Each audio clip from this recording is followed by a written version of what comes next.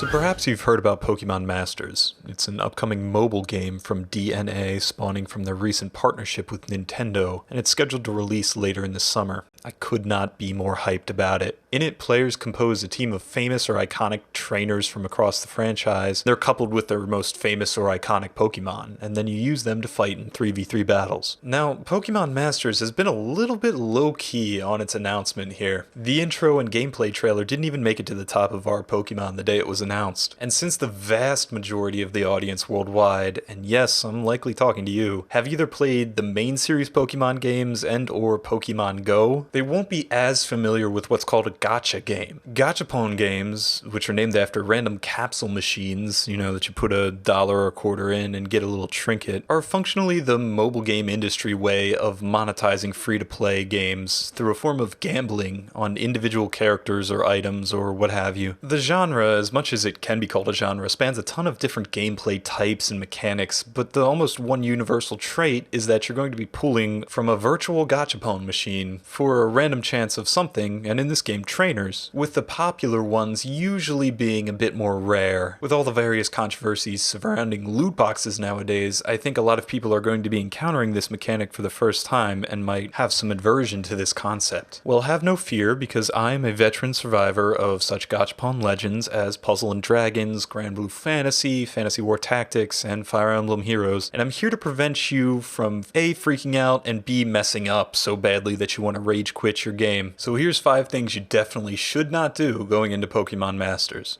1. Care anything whatsoever about your starter Pokemon or the starting trainer.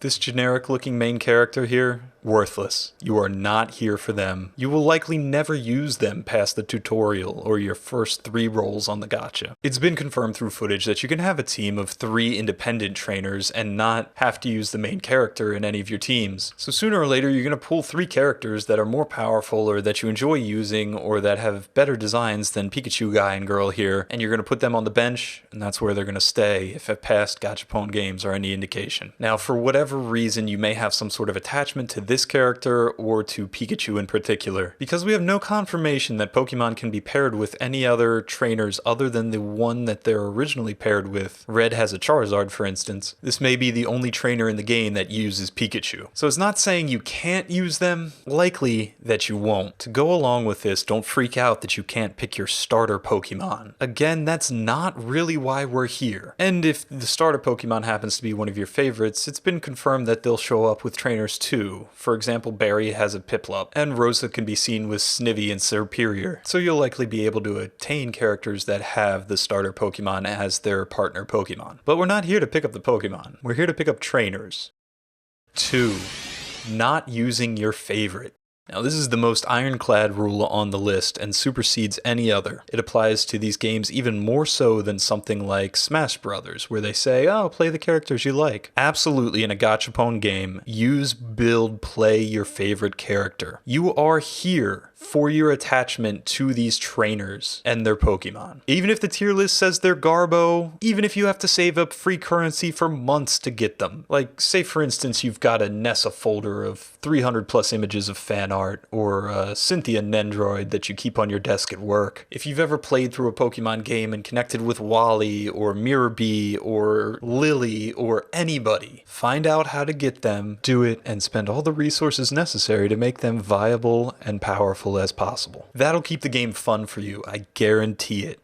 3. Not rerolling.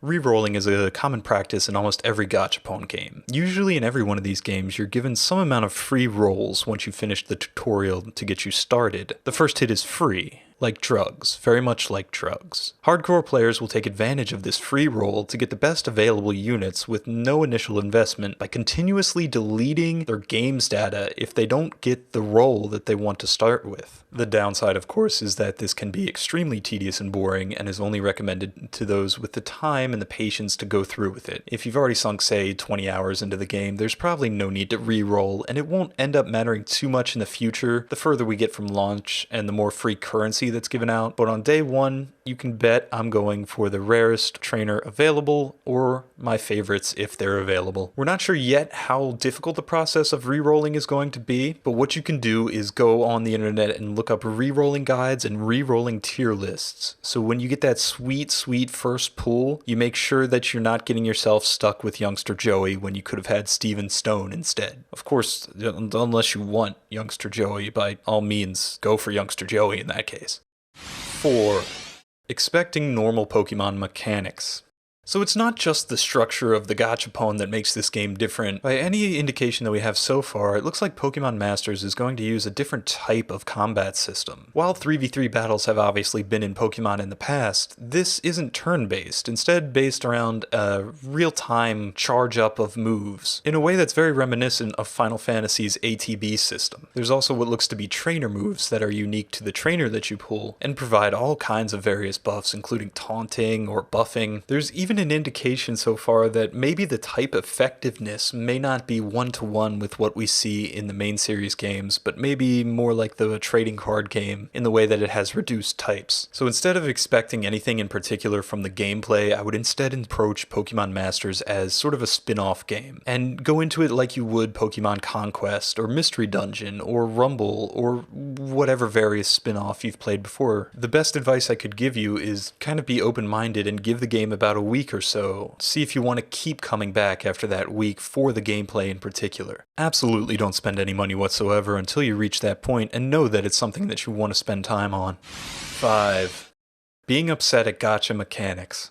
To enjoy a gachapon game, I think you have to let go of the idea that randomness is inherently bad. You are gambling to get the trainer that you want and to grow them and use them in their partner Pokemon. That in and of itself isn't evil or exploitative any more so than regular gambling. It does, however, require you to be a functioning adult and realize that your emotional attachment to N doesn't mean that you suddenly have a spare $300 to blow rolling to get him. And the insecurity, the act of not knowing whether you're going to pull the character, or getting lucky and getting them early, or saving up enough so that you can ensure that you're going to get them. The metagame aspect of using your resources. That's the level at which you have to play a gachapon game. And that's indeed where a lot of the fun comes from. Now, of course, things like power creep, bait, or pandering can appear and kind of tarnish that aspect. Hopefully it's not too prevalent in Pokemon Masters. Let's put it this way though, if we don't eventually see Cynthia in the bathing suit that she mentions in Black and White, I will be quite surprised. But I don't think there's too much to be worried about. If you look at Nintendo's mobile history, none of the games have been exploitative on a way that some of the others are. Fire Emblem Heroes is almost completely designed by intelligent systems, but I think Nintendo's been looking at that game and really has a good bead on how generous they need to be and what feels bad for the player base. Fire Emblem Heroes is constantly regarded as one of the most generous and easy to play without paying any money of all gachapon games. DNA also have a stellar reputation for how they run Final Fantasy Record Keeper, which a lot of players say is incredibly fair and generous. Could they make an exploitative game? Yes, and of course there's a lot of things we have to look out for. But is it likely? I don't really foresee this game being on the scummy end of things, but we'll have to see. So I'll likely be streaming and playing the game when it comes out, and definitely doing some reroll attempts for Cynthia and Nessa if they're available on launch. And I hope the game's good enough that it'll support a long future like Fire Emblem Heroes. But I hope this provides you with the information you need not to get got by the gacha.